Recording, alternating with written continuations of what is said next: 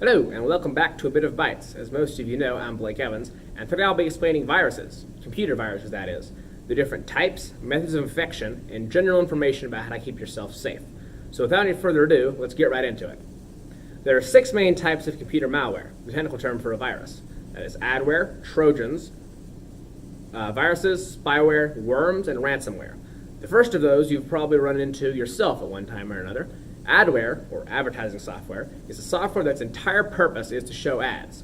The more people who see the ads, the more the ad companies get paid. It's usually found on websites.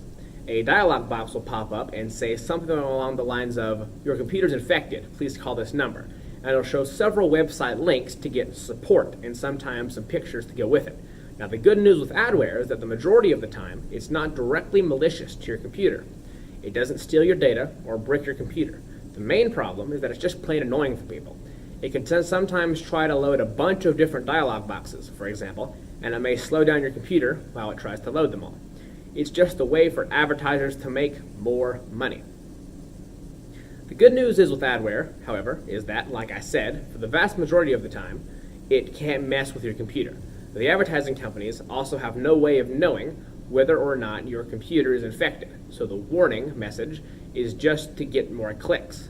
Now you know that the next time you're surfing on the interweb and you get an infection warning pop up, it's just trying to trick you into clicking, so you're fine to close the tab and move on.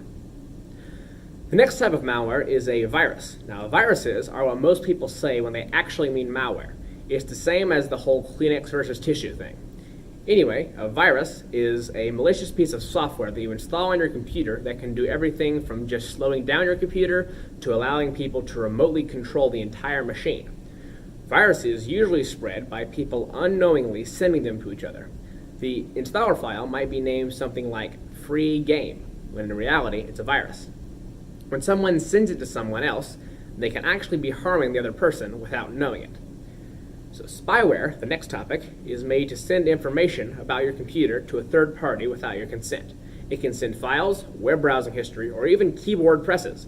They're very similar to viruses in how they spread and the ways they trick you, but their function is slightly different. So topic number 4, worms, spread similarly to viruses. Once they get installed, however, they start cloning themselves. They lock up your computer and will eventually overwrite everything on your hard drive with copies of itself. The second to last topic, trojans, get installed similarly to viruses, but they pretend to be legitimate software, like a Windows update tool, for example. Once they get installed and you give it your Microsoft account information, they'll take your username and password and send it off to someone who should not have it. The last topic I'll be talking about today is ransomware. Ransomware can get installed in any manner of ways, but the bad thing with ransomware is that it immediately encrypts everything on your computer. In essence, it makes everything on your computer inaccessible to you until you pay a fine. You have to think that these people who write the viruses aren't the most upstanding citizens, so even if you do pay them, they still might not give your files back. So now that you know all about the types of viruses, how can you protect yourselves against them? I would like to tell you now, but this episode is it's running long already.